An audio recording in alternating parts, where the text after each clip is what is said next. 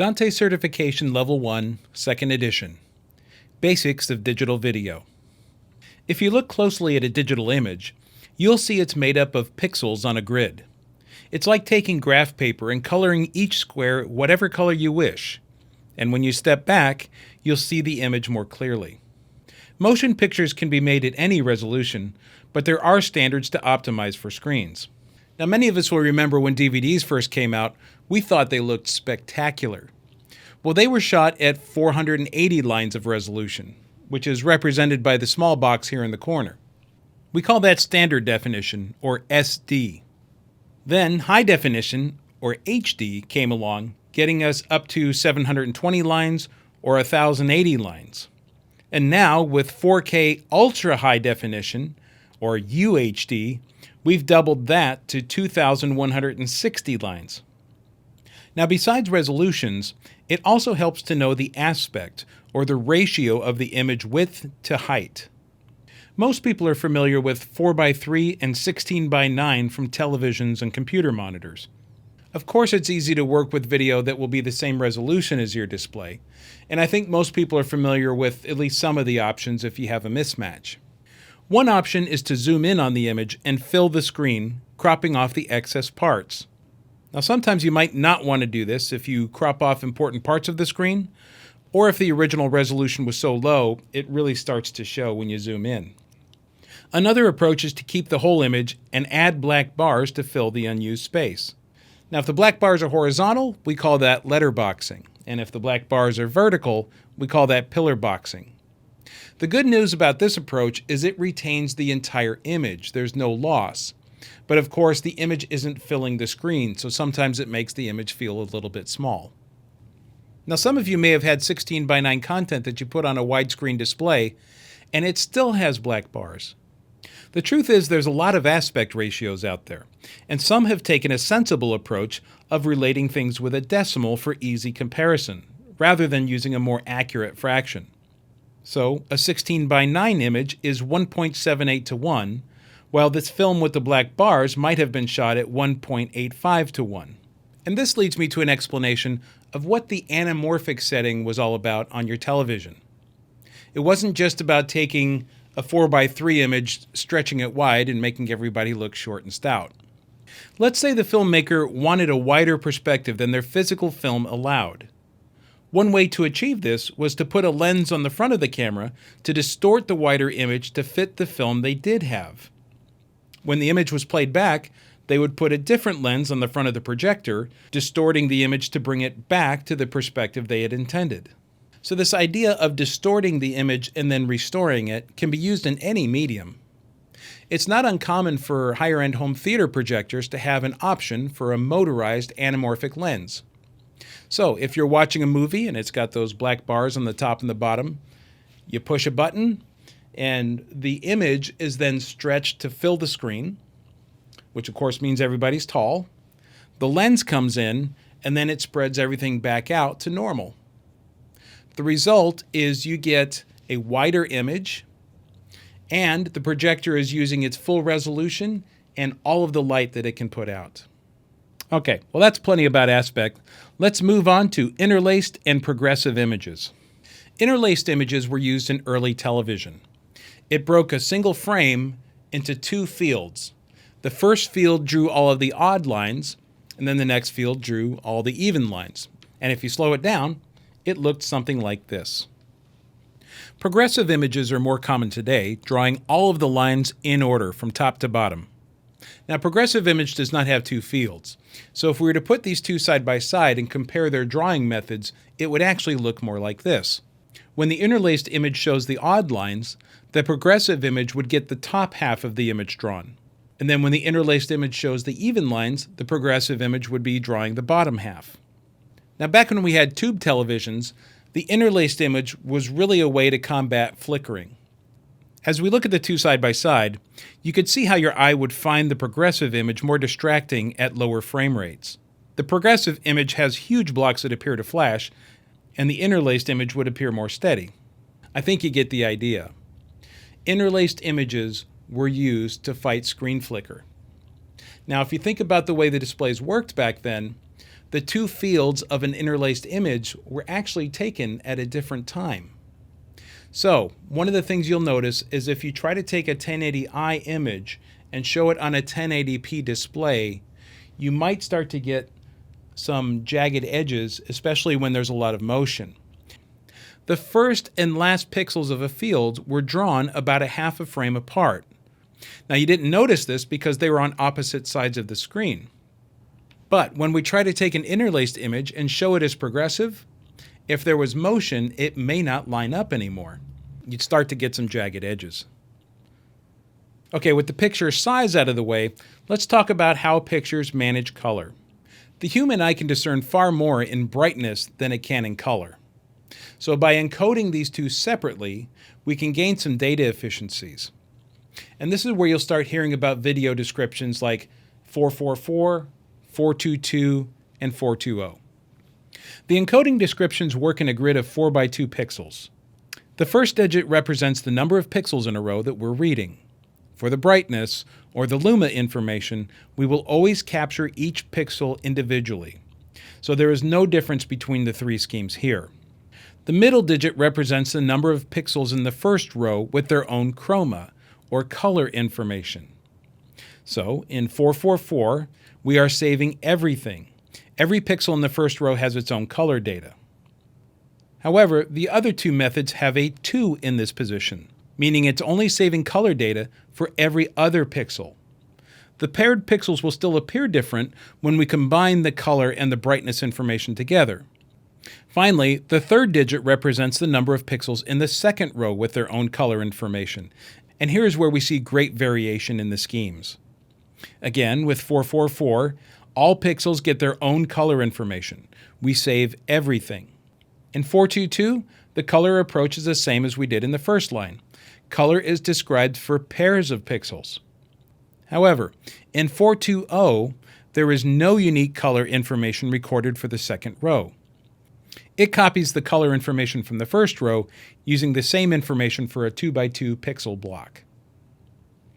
Now, Dante AV supports all three schemes, and as a matter of fact, we also support multiple bit depths within the channels. So you've got your luma channel, you've got your brightness, and then you've got red, green, and blue. So you can choose whether those should run at 8-bit, 10-bit, or 12-bit depths. Now, beyond bit depth, we can also enhance the image by using high dynamic range, or HDR. Essentially, the human eye is capable of picking up incredible differences from light to dark, but we can't capture it all at the same time. Your eye adjusts to the overall brightness of an area and pulls details within a more narrow range. That's why when you first go into a dark room, you might not see very much, but let your eyes adjust and all of a sudden you can see in the room just fine. Or if you leave that dark room and step outside on a bright sunny day, your eyes are overwhelmed. But again, once your eyes adjust, you'll be fine. By using high dynamic range, your images will better capture both the highlights and the shadows of an image.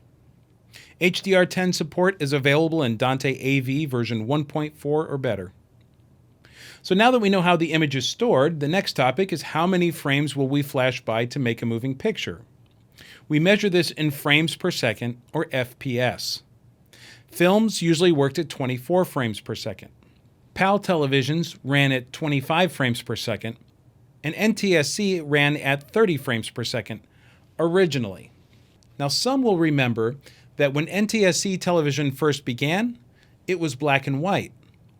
And when the advent of color television came along, there was a strong desire to have one broadcast that could be received by black and white and color televisions alike. Now, the way to get there was to slow down the frame rate ever so slightly to add color information. Now, just like audio had base rates of 44.1 and 48 kilohertz and then higher resolutions that were multiples, frame rates will do the same thing. So you'll start to see 48, 50, and 60 frames per second, either to achieve smoother motion or for playback at half speed for slow motion. Okay, so we've talked about image size, aspect ratio, interlaced versus progressive, different ways of saving luma and chroma information, and of course, the frame rate. So let's take a look at how to make these settings in Dante Controller. In Dante Controller, let's open our filter bar again. You'll remember we previously used this to look for audio devices of a given sample rate. Well, we could also look for media type. If we click on devices that have video channels, now we are only looking at video devices. Now in this system, you'll notice that I have 2 transmitters and 2 receivers, but all 4 devices are showing up as transmitters and all 4 devices are showing up as receivers. So what gives? Well, all of my video devices are capable of transmitting and receiving control data. So that's why they show up everywhere. I've named my devices with TX in the name for the transmitters and RX in the name for the receivers. So I can use another filter here. I can ask to only show transmitters that have TX in the name and only show receivers that have RX in the name. There, that narrows it down, and this will make routing much easier. Now I can configure my video streams by opening Device View and selecting the Video Config tab. I can choose a resolution and a frame rate at the top. Now if I was to leave that set to auto, the transmitting and receiving devices would be able to negotiate an agreeable resolution to work at. But I can also go in and specify a resolution if I want. At the bottom, you can also verify that the signal is being received properly. The other drop-down menus are for color space.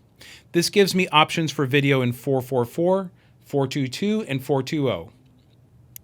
And of course, we have bit depth options for each color channel. Again, these options can be set to specify an outcome, or you can let this automatically negotiate. Your choice. So now that we have these streams established, we have to ask ourselves how Dante AV works on a 1 gigabit network. I mean, a 4K 60 image is well over 10 gigabits per second, possibly over 20 gigabits per second. So how does it fit in a 1 gig pipe? The answer is that Dante AV uses a video codec. Now, Dante AV is built to be codec agnostic. Manufacturers would be able to change the codec over time, or maybe build a new product with a different codec that's appropriate for their use case. But for a video encoder and decoder to work together, they must be using the same codec. So at Audinate, we encourage the original licensees to use the JPEG 2000 codec. As you probably know, most movie theaters no longer run projectors with reels of film anymore. They are digital projectors. The Intipix JPEG 2000 codec runs approximately 65% of theaters today. Now, when you last went to the theater, you probably didn't walk away saying, you know what, that video compression wasn't that bad. No, you were engrossed in the story, blown away by special effects and surround sound.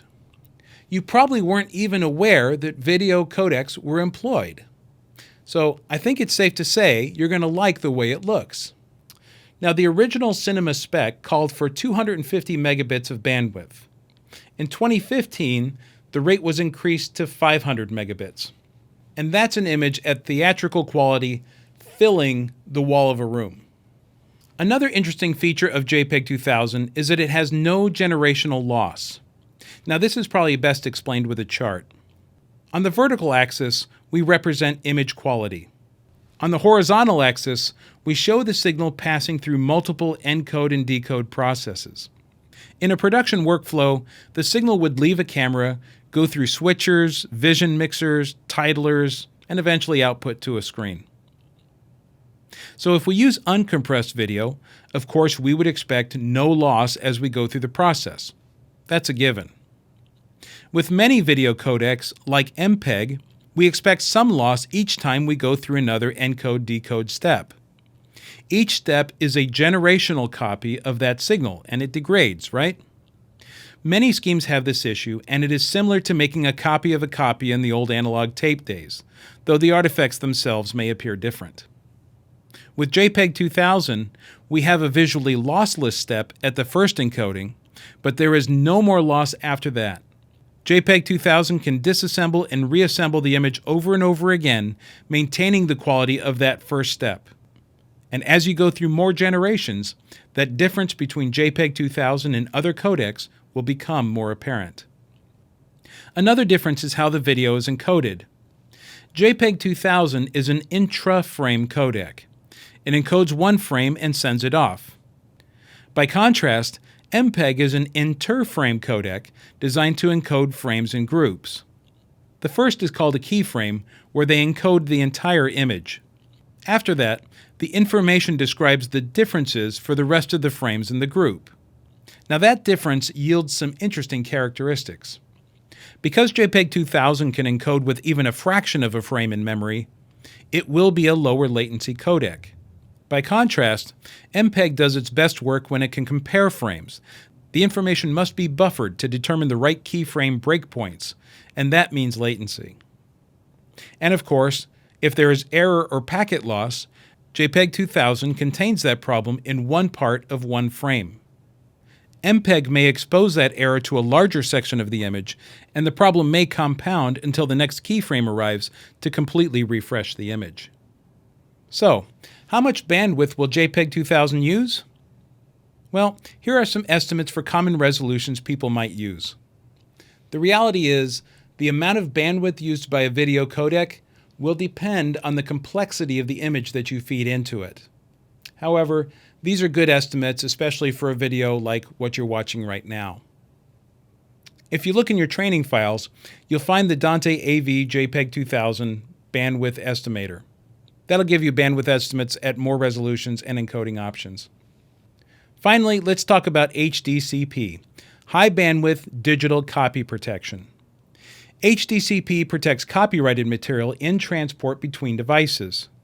It limits how many devices can join the custody chain for this signal, preventing unauthorized distribution on a large scale. So, if content is HDCP protected, Dante AV will follow the HDCP rules. The signal can be distributed in unicast and multicast modes. If your content is not HDCP protected, Dante AV will allow you to distribute that signal free as a bird. You could hit hundreds of displays without breaking a sweat. And of course, even if the video is protected by HDCP, audio is not. You'll still be able to run that audio through mixers, DSPs, and amplifiers without concern. Now in the Video Config tab, you will see options for the compression profile. At this time, there is little reason to set this to broadcast. We suggest leaving this in ultra-low latency mode. This will result in, as you might expect, much lower latency. And by the way, if you ever wanted to see how much bandwidth audio or video devices are using, you can always go to the Network Status tab and see their transmit and receive bandwidth numbers. Here I can see a camera that I've shot at this set is using about 103 megabits per second. The final thing to know about video is the audio-video sync buffer. Dante AV devices will automatically keep your audio and video in sync. However, suppose the content is being fed into Dante AV out of sync, or systems downstream are out of sync. We give you access to the buffer for adjustments here. Okay, so that was a lot of information about video. Let's hit a summary. When we have a video signal, the resolution is the number of pixels in each dimension. The aspect tells us how wide the image is, relating width to the height. And while most video today will use progressive images, we may still run across some older interlace sources. Dante AV will support color space in 444, 422, and 420. The system always maintains the brightness of the images at full resolution, but these options allow you to capture the full resolution of color or to make some data reductions here. Dante AV supports 8-bit, 10-bit, and 12 bits per color channel, and in Dante AV version 1.4 or newer, high dynamic range is available as well. The JPEG 2000 is used by Dante AV for visually lossless image quality, delivering natural camera images, and of course, JPEG 2000 does not suffer from generational loss. Dante AV supports up to 4K 60 resolution. It supports HDCP copy protection if the stream is encoded, but Dante will not add HDCP to unprotected streams. Those can be shared endlessly. And of course, the audio from a Dante AV device is uncompressed and directly compatible with millions of Dante devices already in the field.